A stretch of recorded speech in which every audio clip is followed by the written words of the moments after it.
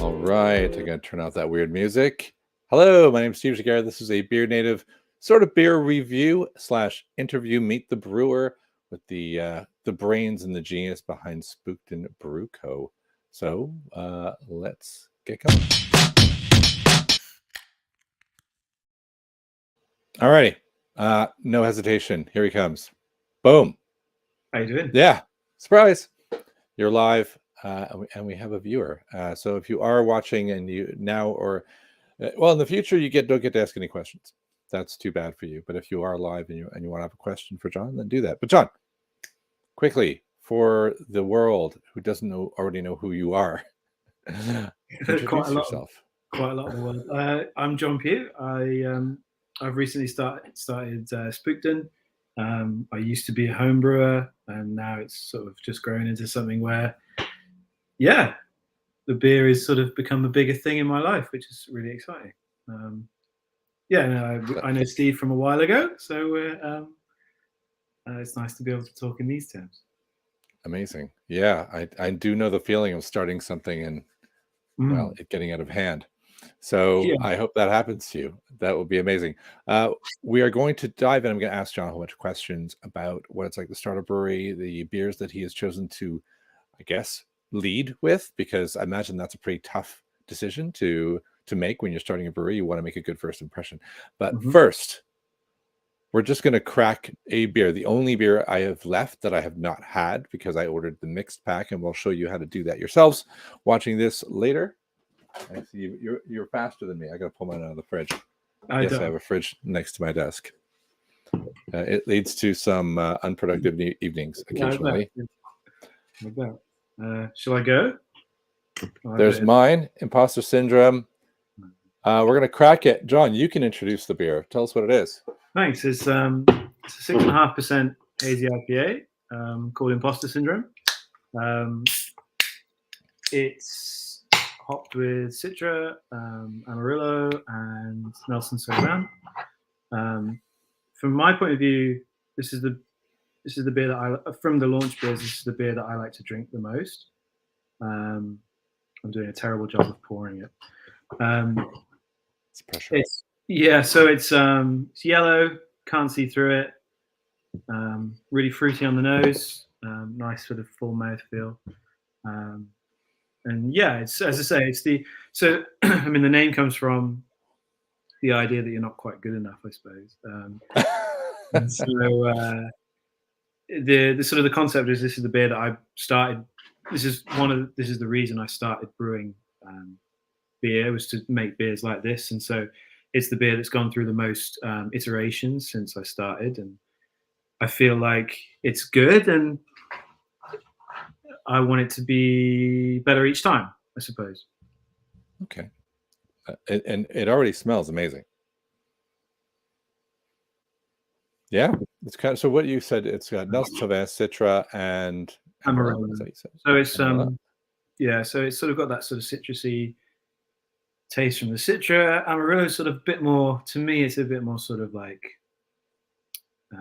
more orangey, I suppose, than sort of tropical fruits. And then the Nelson Sauvin is a New Zealand hop that sort of has sort of gooseberry, white wine sort of tones to it. And I think altogether it sort of meshes quite well without it sort of tastes like a hoppy beer without being sort of like one of these oppressively hoppy drinks, I suppose. Maybe oppressive. I know what you mean.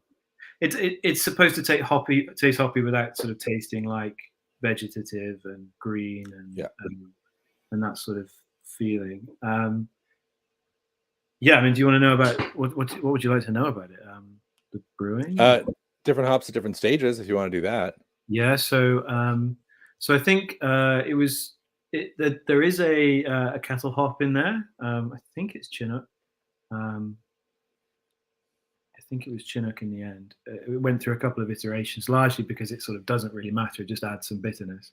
And it does have that bitterness. So it's not really a NEPA where you just don't get any of that sort of bitter balance to it. And then, so in the Whirlpool, there was Citra and Amarillo. So that's the whirlpool is where you turn the kettle off, and then you let it reduce in temperature a little bit, and then you add some hops to sit in it, so that you get the aromatics without so much of the bitterness.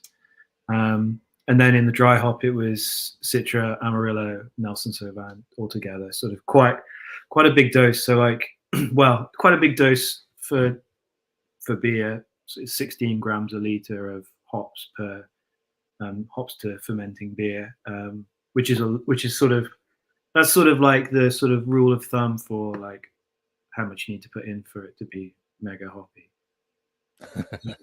but not impressive.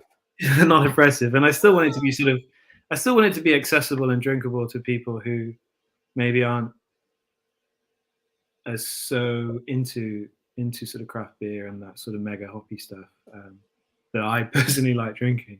And that was sort of to take into the range. That was the idea, is that all of these beers are sort of have one eye on what I like to drink, and then another eye on what does someone who's never drunk craft beer, what would they like to drink, sort of thing, and sort of trying to sort of be a little bit more welcoming and accessible, I suppose.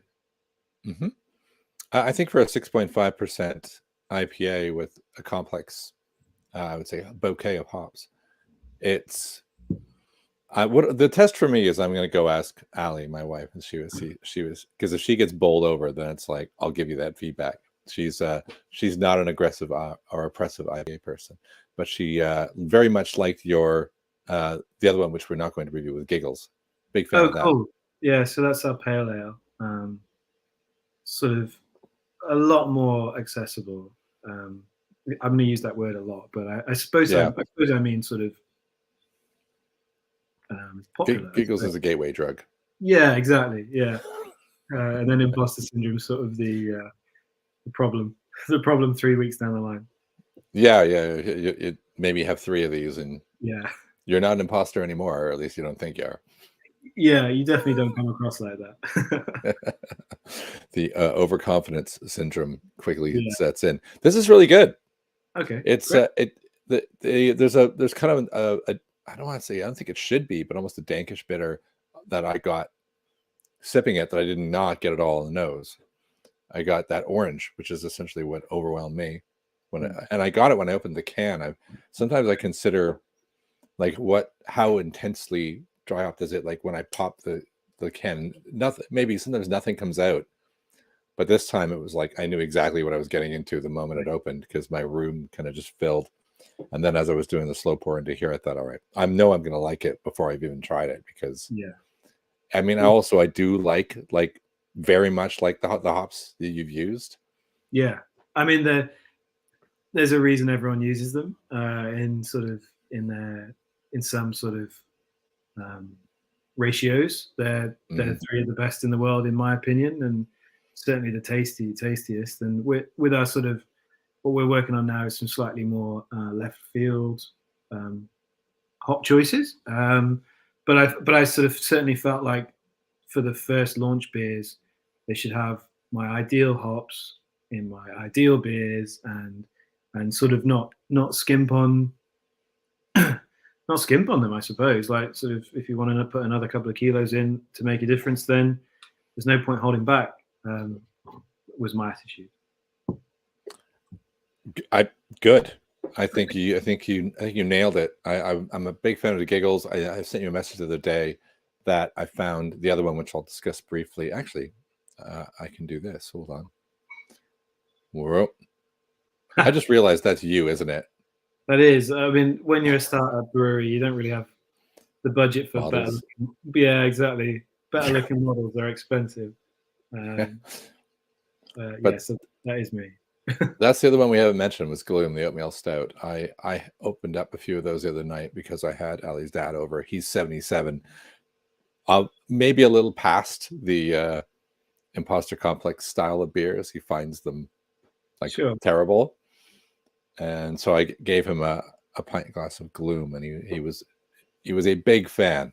He tried to be critical at the start about it. Said, well, it's not quite carbonated enough. And he just, I don't know what he was going on about. Too chocolatey. Like, what's he talking about?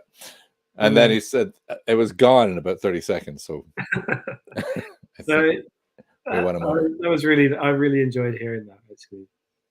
So it's a 5% oatmeal stout. Is again, I just instead of hops, I just loaded it with oats and just sort of pushed it as far as I was really comfortable doing without having sort of brewed it on a kit as big as we brewed it on.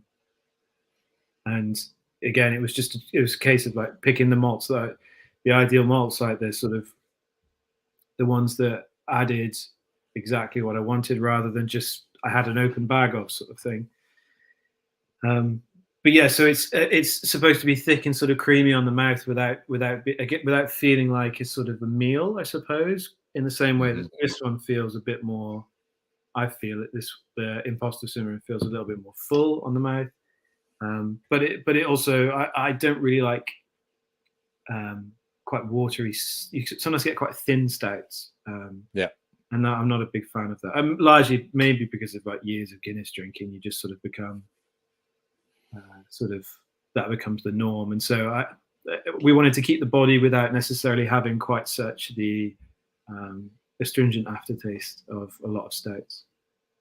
Yeah, I know what you mean. I think you did it well. You did a great job on all three. So now that I've had this, I'm doing everything I can just not to kind of kill this because it's really appealing to me. So I'll tell you what. Is this really the first time you drunk it? Yeah, I have a whole. Well, I bought your whole box, so it's the only one that's been sitting. So I have mostly this left, which is good. I'll tell you what you mentioned Nelson Sauvin. I mean, Nelson Sauvin is called Sauvin. Is it called that because of like they liken it to the New Zealand Sauvignon Blanc, which then tastes like gooseberry, which then tastes like white wine? Yeah, I believe so. I think it's a sort of a proprietary thing, like it's sort of a company owns it, I believe. And then they name it and brand it and push it out in the same way that every other company does. I believe there are some hops that are more sort of public domain than others, but yeah. So it has really sort of there are some Verdant were sort of I noticed it most in some Verdant beers where they just sort of amped it up to 1 million and tasted great. Yeah. Well, I guess that was where my comment. I'm gonna click through so people can see where to buy it on your site. Oh, thanks. If they wanted to go get it, and then they can see what it costs as well, because that's always important for people. Sure. £4.20, certainly a reasonable price. Does it? You know, 12. Look at that. Okay, I want to check that. There's like discounts at 12 and 4, and if you want a sort of a mixed, if you want a mixed case, there's sort of deals on that as well. I think there's free shipping over £40. I think we really wanted to. I really want to sell the beers to bottle shops, I suppose, as well as selling to members of the public, because I felt like if I just sort of sold it to members of the public, it's actually sort of me selling it to people I know.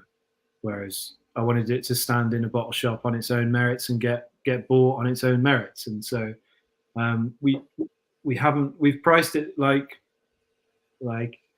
craft beer is priced sort of thing. We definitely don't want to undercut other breweries, and we don't want to undercut bottle shops, I suppose, because that's, for me, certainly when I was getting into the pastime or hobby, I would go to bottle shops and I would spend that money and support that sort of business ecosystem, I suppose. And so, yeah, it's we're sort of probably slightly cheaper than the big boys, and we'll hopefully competitive. It's definitely competitive, and you also don't want to be seem desperate. You don't want to hit the supermarket price, because then there's a devaluing perception that can happen there. If you're below £4, people like, oh really? Yeah, and I find it difficult to feel good paying for good craft beer at supermarket prices, because it just from starting up the business, I can't do the maths. If you see, I can't make the maths work out, and so I feel a bit that if we're not in supermarkets, we should be the same as everyone else, rather than sort of, as I say, trying to undercut. I think it makes sense. So is a question now, because I already have a delivery. Are these still pre-order, or can you? They're not Is shipping pre-order. happening? If your eagle eyes have seen that, I should have updated that text. But yeah, it's shipping out. So we basically, a friend of a friend owns a little sort of online off license, and he does the fulfillment for us and has the premises license and all of that sort of HMRC sort of tick box, so that the beer can be sort of held in, not duty suspension, but sort of held legally. And so he ships out, and so I think it's DHL we ship with, and they've done a decent job so far, and I've heard mixed things, but they seem to be doing well. Mine all arrived intact and packaged up nicely with paper recyclable packaging and all that. So I was pretty happy about that. Yeah. The do you stock your reviews on Untappd? Yes, religiously, and I thought I wouldn't. I thought I wouldn't, but I'm sort of logging in twice a day just to sort of see how many reviews I'm getting. I think it's definitely, when people say nice things, it's obviously nice to hear, and that's good. And then I think when people say average things, you sort of have to learn to work out how that can sort of assist you, I suppose. And you either have to sort of discount it and sort of go, well, that doesn't really apply, or you go, well, that person's got a point. And I think it's not nice hearing that, and it's not nice feeling going through that, but I think it's probably a good thing for the industry to sort of have people that are reviewing things. I mean, if you don't like stouts, then the stout that you drink is probably not going to get a very good remark. But I think that's just the nature of Untappd, isn't it? I find, the number of beers that I enter into Untappd, and I almost only enter the ones that I do live. Okay.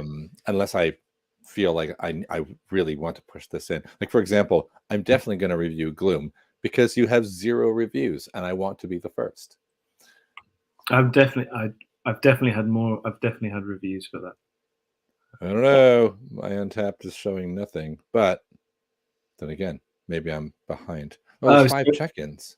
So it's had reviews, but I think until you hit a certain number of reviews, it doesn't get like a little number.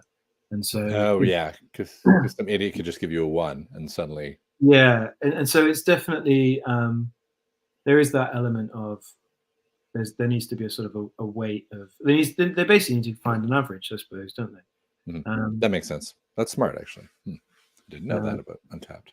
Yeah, so when you log in, and it's actually quite a sort of arduous application program. Not arduous, but it's more in depth to sort of try and register yourself as a brewery than I would have thought. And so I think the other 2 have now been reviewed enough times, and those are the 2 that have sold much better, and I'm sort of surprised by that. But they've sold better, and they've got more reviews, and so it's got a little thing. But I would have thought it's sort of between 3.5 and 4 to give you an idea of where the reviews seem to be at the moment for Gloom. Okay, that's good. I mean, Gloom's quite good, and I think it appeals. The more it appeals to people who like stouts, almost like the more mediocre your reviews is going to be, because you're going to get people that go, yeah, it's pretty good, 3.75, something like that. Yeah.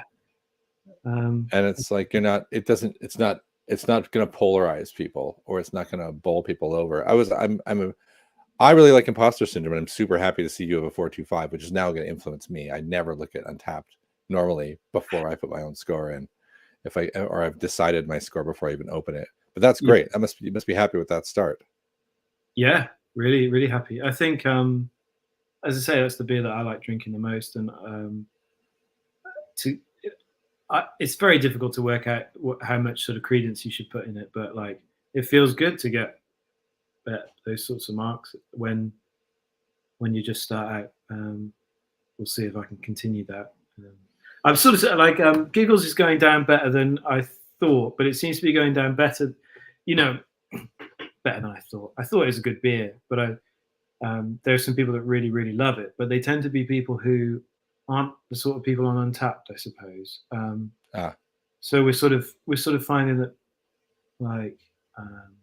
there's just a group of sort of more casual sort of beer drinkers who aren't really craft beer drinkers, who are really loving it and sort of help. Like we had the kegs on at some local pubs over the weekend, and Giggles was the one that sold out first, and people were really enjoying. So yeah, it's not as hoppy, it's not as full bodied, it's not as sweet as Imposter Syndrome, but I think it's good. Do you want to get a can to show you? Or do you have... What's that? I was saying, do you want me to find a can to show you? This? Oh, yeah, there it beat me. So that I haven't got mine as well. that one is Giggles. There we go. Yeah, I thought Giggles tasted like larger than a 4. I was pretty impressed that it comes in at so low, but on a blind test, I probably would have said it was 4.8 or something a little higher, which is kind of what people. Percentage wise, yeah. Cool. It's like if I'm at an outdoor venue and I want to grab something that I can, not destroy my brain early on, and I'm convinced it's a 5, but it's a 4. It's like that's heaven.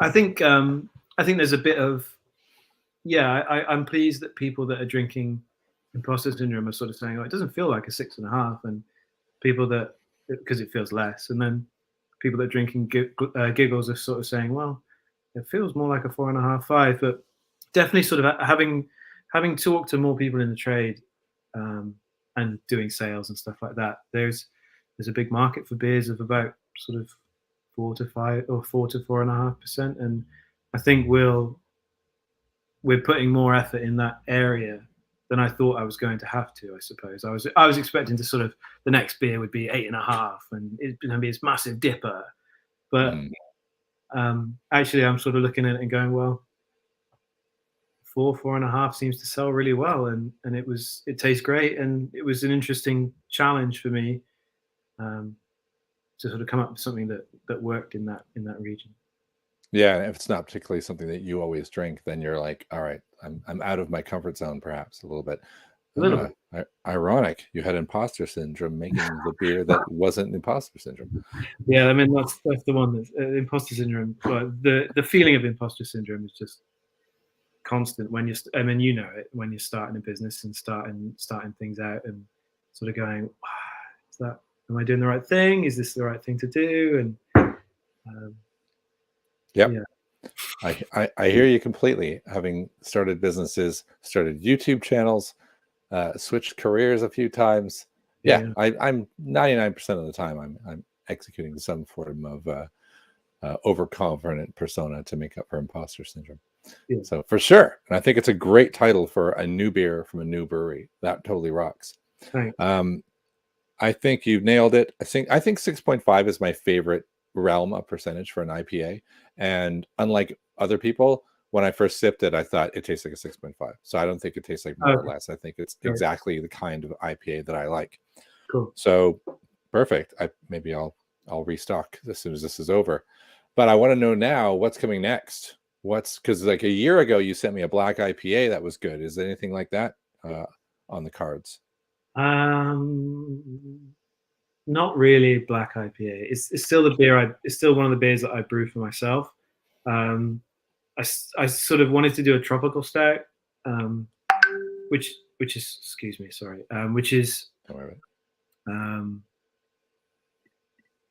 which is a stout. Like it's a sort of a hoppy stout basically with lager yeast, and it's a different sort of proposition. But I think with Gloom not selling as well as the other two, then I think it's something that's more of a sort of a passion project, sort of those darker beers. And so I think what I'd quite like to do is the next run of 3 is I'm hoping to do a rebrew of Giggles, and Mhm. I'm hoping to package some of that into cask as well, because it just feels like it should taste nice on a hand pump. Um, Maybe sort of Mm. tweak them up slightly, but I mean, I was pleased with them. And then sort of the other two, I'd like to do a West Coast, probably a Mhm. West Coast IPA of about high fives, low sixes, and then I'm working with a um, I'm working with a beer writer who it's not nailed on yet, but we really we really like the idea of doing like a Europe, like an IPA that's based in Europe, and sort of Mm. um, so with sort of German malts, maybe a Norwegian Kvike yeast, and then Nice. European hops that maybe British hops, but probably European, just to sort of tie continental Europe, um, that sort of give the impression of these like New Zealand and American hops, but one has to fly a shorter distance. Two, people don't know it so much, and so it's nice to sort of have that. And we were sort of we're both quite sort of we're both Remainers and lefties, so we were trying to work out a way of sort of tying something together that's sort of I suppose fundamentally pro Europe, without wanting to get too political. I mean, I do think beer is political, but that might be the we're trying to work out how political to make that beer. Okay. But yeah, so we're hoping to sort of brew two more new beers, and maybe a sort of a third, maybe a rebrew of Giggles with some slight tweaks, but fundamentally sort of just another. Like I really want Giggles to be the sort of beer that you buy a 4-pack of, you smash them in the park, and then you go to a gig or something like that. Like I don't want it to be something that's oppressive. There you go. Perfect. I got two more quick questions for you, and then I'm going to let you go because I realize you've been giving me a lot of your time, and I really appreciate it. And the Okay. first one was, how much of each of these beers did you make? I know you did pre-orders probably to give yourself an idea of what you needed, but how much did you have to make it viable?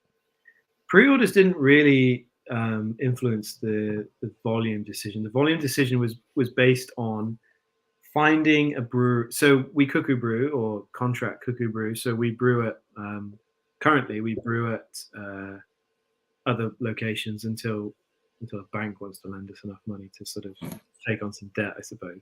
But yeah, so we looked at a few breweries, and the thing that sort of did it was that the brewery we ended up using has a 20 barrel kit, which is about like 3,000 liters, and a 5 barrel kit, which is about 800 liters. But their canning line is capable and good enough and sort of reliable enough to can on the big kit, Hmm. sort of volume wise, and it, like canning, particularly these hazy beers, you just need to make sure there's no oxygen, otherwise it'll sort of they go purple. Yeah. Mhm. And so I went with this particular brewery because I was able to can as if I was canning a lot of beer to a high standard and a high tolerance of oxygen, but I was able to brew it on a small enough kit to mean that I wasn't left with pallets and pallets of beer that I had to sell or flog or reduce and try and so we brewed 800 liters of each, and then we ended up with about 720 liters of Giggles and Gloom, and then less of imposter syndrome because of um, basically all the dry hops just sucks beer in, and then Mm, at the that's end right. of Yeah. the process, you're just left with a sort of a hoppy sludge, but there might be 30 liters of beer in that. So um, we sort of maybe sort of 80 liters down on that one compared to the other two, when all was said and done. Hmm. Yeah, so we that was the thing that decided it rather than the pre-orders. It's not like it would have been lovely to have sold like 200 liters before it was even delivered to me, but that wasn't really the case, Okay. unfortunately. Uh, Still, it's a lot to have to do, and so you're definitely doing another stout. You're going to do a rerun of Giggles. Are you not doing another run immediately of Imposter Syndrome then? And I just this you can say no because I'm trying to get people watching this video to go buy some. Oh, well, yeah, please do. I mean, Yeah.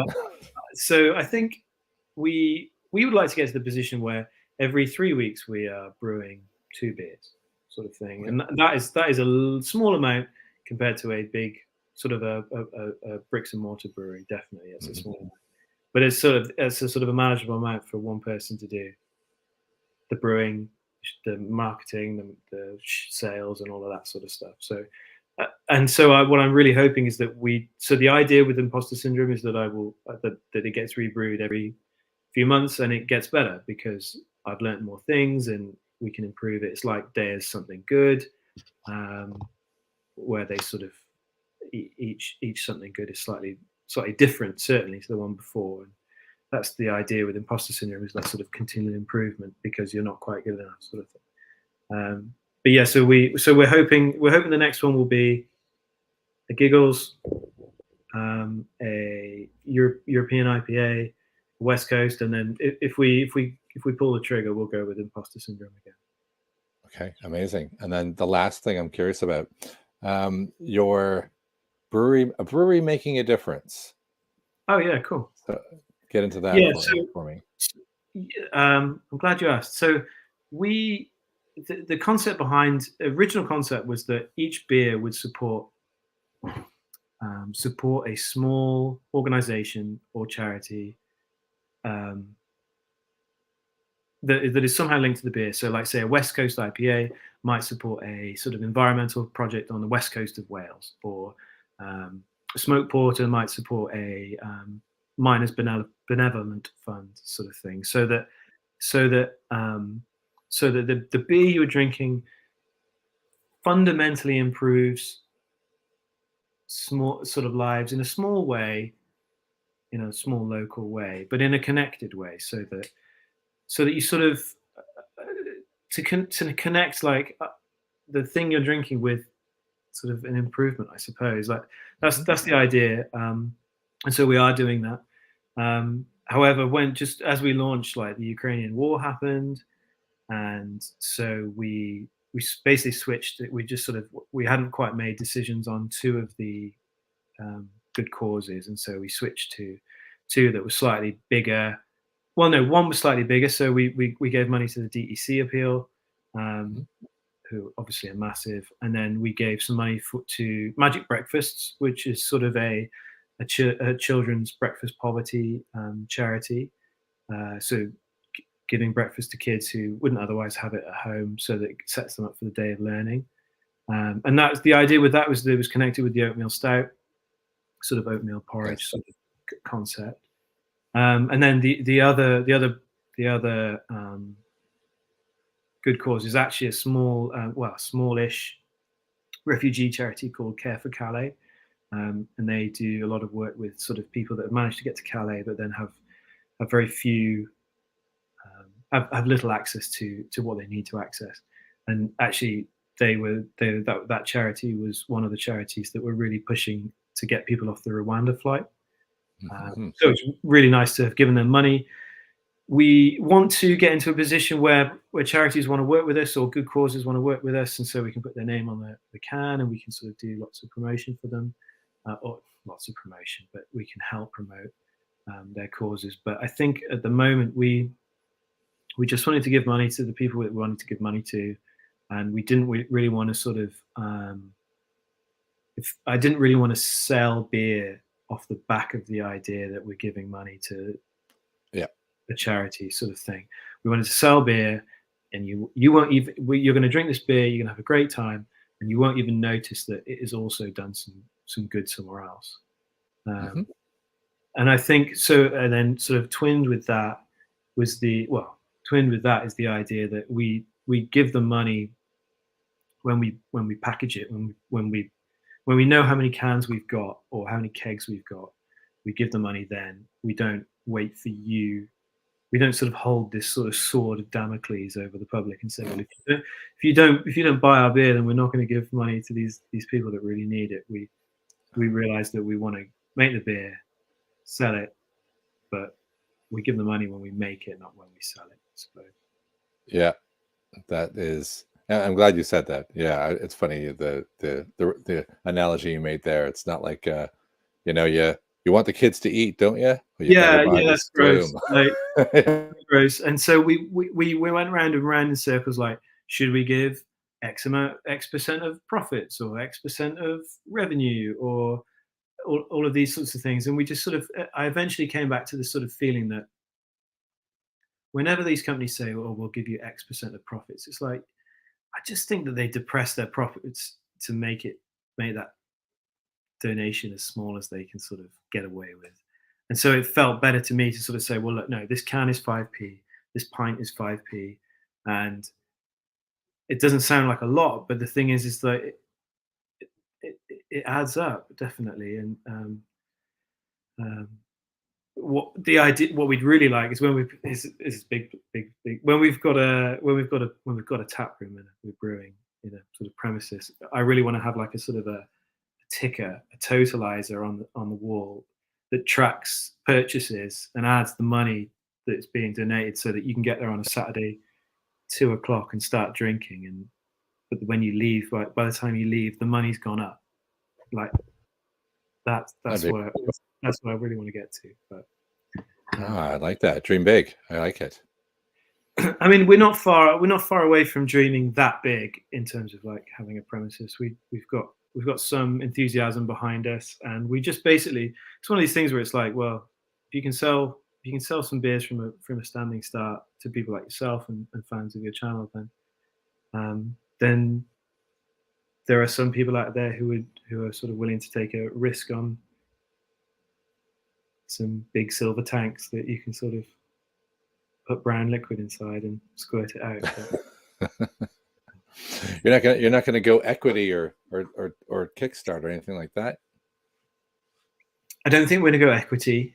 This is a good question. These are good questions. I don't think we are going to go equity. I think I find that I wouldn't like people to feel like I wouldn't like people to believe that they've got a say, if you know what I mean. And I don't Yeah. like the idea of sort of, hey, you own a piece of this company, and it's like, well, you don't really.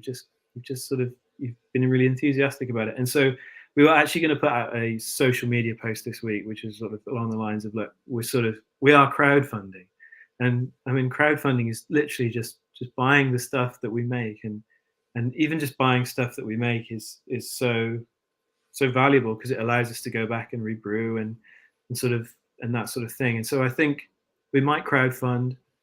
Um, we, I mean, we probably will. We'll probably try and do something. We try and keep it small, but it probably won't be equity.